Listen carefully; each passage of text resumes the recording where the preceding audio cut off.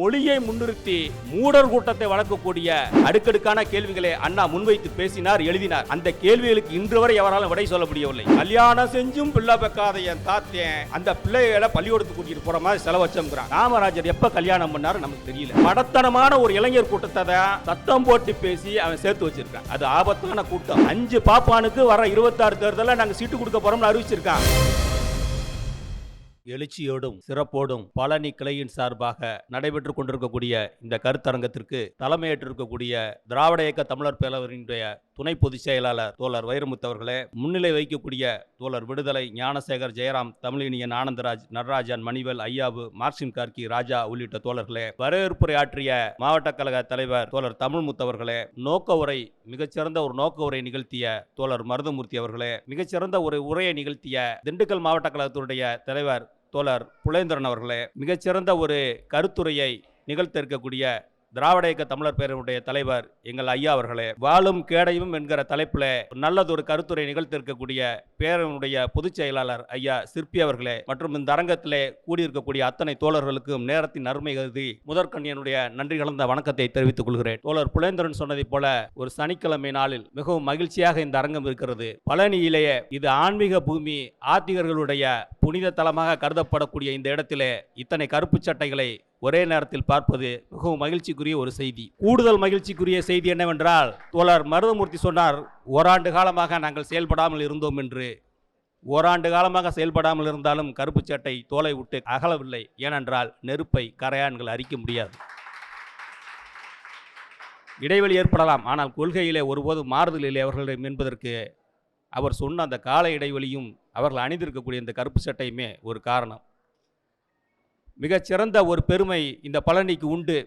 நாங்கள் எத்தனை போராட்டத்தை நடத்தியிருக்கிறோம், தடாவில் எத்தனை பேர் கைது செய்யப்பட்டிருக்கிறோம், எத்தனை விதமான போராட்டங்களை நடத்தி நாங்கள் சிறைக்கு போயிருக்கிறோம் என்கிற ஒரு நீண்ட பட்டியலை தோழர் மருதமூர்த்தி சொன்னார். அதைவிட கூடுதல் ஒரு பெருமை இந்த பழனிக்கு உண்டு. நீங்கள் இந்த இயக்கத்தை நேசித்ததை போலவே எதிரிகளும் இந்த இயக்கத்தை மிக கூடுதலாக நேசித்தார்கள். அதுவும் பழனியில் இருக்கக்கூடிய நம்முடைய அன்பான எதிரிகள் எந்த அளவுக்கு என்றால், ஆசிரியருக்கு பாடை கட்டி தூக்குற அளவுக்கு இந்த இயக்கத்தை அவர்கள் ஆதரித்தார்கள்.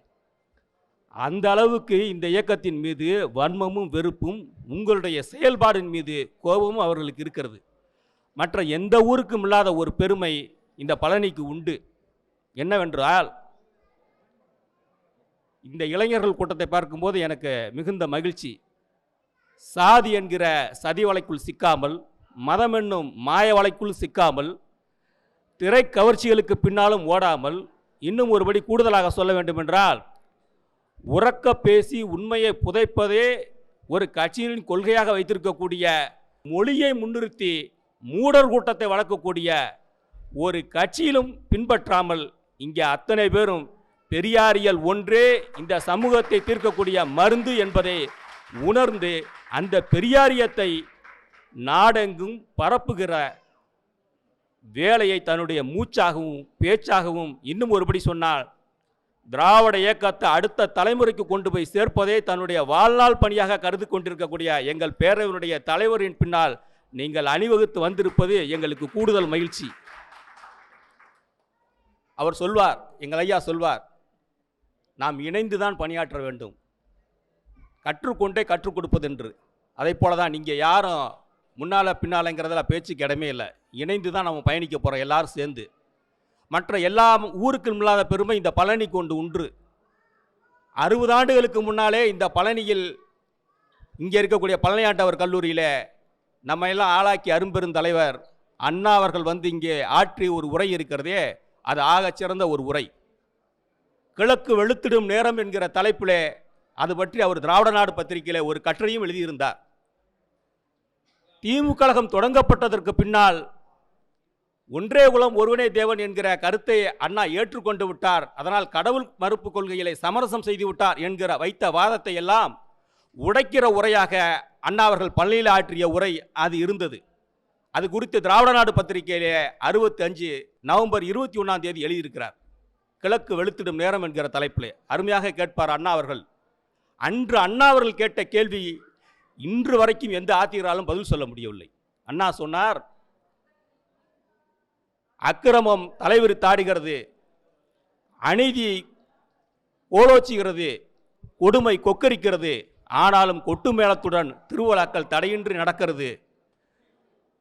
சித்தரை சிந்தனை செய் மனமே என்று இங்கே இருக்கக்கூடிய பக்தர்கள் பஜனைகளுக்கு பஞ்சமில்லாமல் நடக்கிறது. ஆனாலும் களவும் பொய்யும் சூதுவும் ஏன் நடந்து கொண்டே இருக்கிறது? காவல்துறை ஏன் நிலையங்கள் புதிதாக தொடங்கப்பட்டு கொண்டிருக்கிறது என்று அடுக்கடுக்கான கேள்விகளை அண்ணா முன்வைத்து பேசினார், எழுதினார். அந்த கேள்விகளுக்கு இன்று வரை எவராலும் விடை சொல்ல முடியவில்லை. அந்த கேள்வியை இன்று வரை விடாமல் மக்கள் மன்றத்தில் கேட்டுக்கொண்டிருப்பவர் எங்களுடைய தலைவர் அவர்கள். அது அண்ணாவின் தொடர்ச்சியாக, பெரியாரின் குரலின் தொடர்ச்சியாக இன்றைக்கு வரையும் கேட்டுக்கொண்டிருப்பவர் எங்களுடைய ஐயா அவர்கள். நான் பேசும்போது ஒன்று சொன்னேன், கும்பலை எப்போதும் ஐயா விரும்ப மாட்டார். 10 பேர் இருந்தாலும் அது போதும் நினைப்பார். எல்லா இயக்கத்துக்கும் இளைஞர்கள் கூட்டம் வேண்டும் என்பதை எல்லாருக்கும் விருப்பம். ஏன்னா இளைஞர்கள் தான் அடுத்த தலைமுறையை கருத்துக்களை கொண்டு போய் சேர்க்கக்கூடியவர்கள். இங்கே ஒரு கட்சி இருக்கிறது. வைரமுத்து தான் சொல்வார், யானையை பிடிக்க பள்ளங்கள் போதும், மானை பிடிக்க கண்ணி வேணும், மீனுக்கேனும் தூண்டில் வேணும், மனிதர்களை பிடிக்க சத்தமே போதும்னு சொல்வார் வைரமுத்து. அதை இவங்க எப்படி புரிஞ்சுக்கிட்டாங்கன்னு தெரியல. சத்தமாக மேடையில் பேசிட்டா எல்லாரும் பிக்கப் பண்ணிடலாம் நினச்சிட்டாங்க போல் இருக்கு. வைரமுத்து சொன்னது வேற ஒரு கோணத்தில், கவிப்பரசு. ஆனால் அவங்க மேடையில் உறக்க பேசுவதே ஒரு மிகப்பெரிய இளைஞர்களை ஈர்த்துக்கலாம்னு நினைக்கிறாங்க. அப்படி போனால் ஒரு கூட்டம் போச்சு. அந்த கூட்டம் எவ்வளவு ஆபத்தான கூட்டம்ங்கிறதுக்கு ஒரு காரணத்தை சொல்கிறேன், ஒரு செய்தியை சொல்கிறேன். அதுவும் நேற்றைக்கு நடந்த செய்தியை சொல்கிறேன். நேற்றைக்கு முன்தினம் காமராஜருக்கான பிறந்தநாள் விழா. அந்த கட்சியினுடைய தலைவர் பேசுகிறார். வெளிப்படையாகவே பேசுவோமே, நாம் தமிழர் கட்சியினுடைய ஒருங்கிணைப்பாளர் சீமான் பேசுகிறார். காமராஜருடைய அருமை பெருமைகளை எல்லாம் பேசுகிறார். அவர் எல்லாரையும் மேடையில் பேசும்போது மற்ற தலைவர்களெல்லாம் நக்கலடிப்பார். துண்டு சீட்டு வச்சு பேசுகிறாங்க, A4 சீட்டு வச்சு பேசுகிறாங்கன்னு நக்கலடிப்பார். அவங்க ஏன் அதை வச்சு பேசுகிறாங்க? ஒரு முதலமைச்சருக்கான பொறுப்பு என்ன, IAS அதிகாரிகள் கொடுக்கக்கூடிய அந்த திட்டங்களுடைய பயன்பாடு என்ன, குறிப்புகள் என்ன, ஒதுக்கக்கூடிய நிதியின் அளவு என்ன, எதுலையும் பிழை வந்துடக்கூடாதுங்கிற கவனத்தோடு முதலமைச்சர் அதை பேசுகிறார். ஆனால் அதை பகுதி செஞ்சு பேசினவர் நேற்றைக்கு காமராஜர் விழாவில் பேசிட்டு கடைசியை பேச்சை முடிக்கும்போது சொல்கிறார், தமிழ்நாட்டில் எல்லா தலைவர்களுக்கும் சிலை இருக்கிறது. ஒரு தலைவர் ஒரு வரலை காட்டி நிற்பார், ஒரு தலைவர் 2 வரலை காட்டி நிற்பார், ஒருத்தர் நடந்து போகிற மாதிரி நிற்பார். ஆனால் என் தாத்தன் காமராஜருக்கு தான் 2 குழந்தைகளை கூட்டிட்டு பள்ளிக்கூடத்துக்கு போகிற மாதிரி சிலை இருக்கும். ஏன் தெரியுமா? கல்யாணம் செஞ்சும் பிள்ளை பெக்காத என் தாத்தன் அந்த பிள்ளைகளை பள்ளிக்கூடத்துக்கு கூட்டிகிட்டு போகிற மாதிரி சிலை வச்சோங்கிறான். காமராஜர் எப்போ கல்யாணம் பண்ணார் நமக்கு தெரியல. அவர் பேசியிருக்காருங்க, நேற்றைக்கு முந்தின பேசியிருக்கார். கல்யாணம் செஞ்சும் பிள்ளை பெக்காத, ஒரு பிள்ளைய கூட பெக்காத என் தாத்தே 2 பிள்ளைகளை கூட்டிகிட்டு போகிற மாதிரி செலவு வச்சது என் தாத்தனுக்கு மட்டும்தான்னு பொது வெளியில் பேசுகிறார். இந்த அளவுக்கு நீ துண்டறிக்கிற துண்டு பேப்பரை வச்சே பேசிட்டு போலாமே. அந்த கூட்டத்தில் உட்கார்ந்துருந்த ஒரு இளைஞன் கூட அந்த பேச்சுக்கு இந்த நிமிடம் வரைக்கும் வலையொலியில் கண்டனமோ அல்லது வருத்தமோ தெரிவிக்கவே இல்லை. இப்படி ஒரு மடத்தனமான ஒரு இளைஞர் கூட்டத்தை தான் சத்தம் போட்டு பேசி அவன் சேர்த்து வச்சிருக்கான். அது ஆபத்தான கூட்டம். நமக்கு நிறைய பணி இருக்கு. இளைஞர்கள்ட்ட, அடுத்த தலைமுறை இளைஞர்கள்ட்ட பெரியாரை கொண்டு போய் சேர்க்க வேண்டிய பணி இருக்கிறது. அது மட்டும் இல்லை, இது போன்ற தமிழ் தேசியம்ங்கிற பேரில் போலிகள் அம்பலப்படுத்த வேண்டிய ஒரு மிகப்பெரிய கடமை இருக்கு. இன்றைக்கு களம் மாறி இருக்கு. 67 திமுக சந்தித்த களம் அல்ல, களமும் மாறி இருக்கு, எதிரிகளும் மாறி இருக்கிறாங்க. நம்முடைய பிரச்சார முறையும் மாற்றணும். அதை ஐயா மிக தெளிவாக அவருடைய உரையில் சொல்வாங்க. இன்றைக்கு வந்திருக்கிற செய்தியை பாருங்க. 67, 71, 70, அதுக்கு பிற்பாடு 89, 96, 2001 திமுக 6 முறை இந்த தமிழ்நாட்டில் ஆட்சி அமைச்சிருக்கு. ஒரு பாப்பானுக்கு கூட இடம் கொடுத்ததில்ல அமைச்சரவையில்.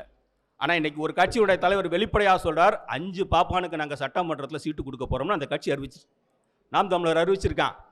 5 பாப்பானுக்கு வர 26 தேர்தலில் நாங்கள் சீட்டு கொடுக்க போறோம்னு அறிவிச்சிருக்கான். அப்போ இந்த துணிச்சல், இந்த தைரியம் எங்க வருது? தலித் பெண்களுக்கு, தலித் தனி தொகுதிகளுக்கு முழுவதும் பெண்களாக தான் நிறுத்த போறாராம். இவ்வளவு தூரத்துக்கு கொச்சையாக, இவ்வளவு தூரத்துக்கு வெளிப்படையாக பேசுவதற்கான தைரியம் எங்கிருந்து வருது? அதை நாம் ஆய்வு செய்யணும். இளைஞர்கள் திரள்வது பெருசல்ல, இளைஞர்கள் மூடத்தனத்தை நோக்கி ஓடக்கூடாது, சிந்திக்கணும், செயல்படணும். இன்னும் ஒரு பேராசனம் ஒருத்தர் பேசிட்டு இருக்கிறார், ரொம்ப அபத்தமான பேச்சுக்களை பேசிட்டு இருக்கிறார். என்ன பேசுறாரு? கூட்டங்களில் கேள்வி கேட்கிற உரிமையை திராவிட இயக்கம் கொடுக்காதுன்னு. இதோட ஒரு மடத்தனமான பேச்சு எங்கேயாவது இருக்குமா? கூட்டங்களில் கேள்வி கேட்கக்கூடிய பழக்கத்தை ஏற்படுத்தியதே தமிழ்நாட்டில் திராவிட இயக்கம் தானே. அவருக்கு தமிழ் தேசியம் தான் என்னன்னு தெரியலனாலும் திராவிட இயக்க வரலாறும் தெரியல. அப்படி பேசக்கூடிய எதிரிகள் புது புது வகையில் பொய்களையும் புனைவுகளையும் பேசக்கூடிய இந்த சூழல்ல அறிவார்ந்த செயல்களை ஐயா அவருடைய ஆலோசனை கேட்டு செய்ய வேண்டிய பொறுப்பும் கடமையும் நம்முடைய தோழர்கள் ஒவ்வொருவருக்கும் இருக்குது. புதிதாக இணைந்திருக்கிற தோழர்கள் அனைவரும் அதை பின்பற்றுமாறு அன்போடு கேட்டுக்கொண்டு வருக வருக என்று பேரவையின் சார்பாக உங்கள் அனைவரையும் வரவேற்று வாய்ப்புக்கு நன்றி கூறி விடைபெறுகிறேன். நன்றி, வணக்கம்.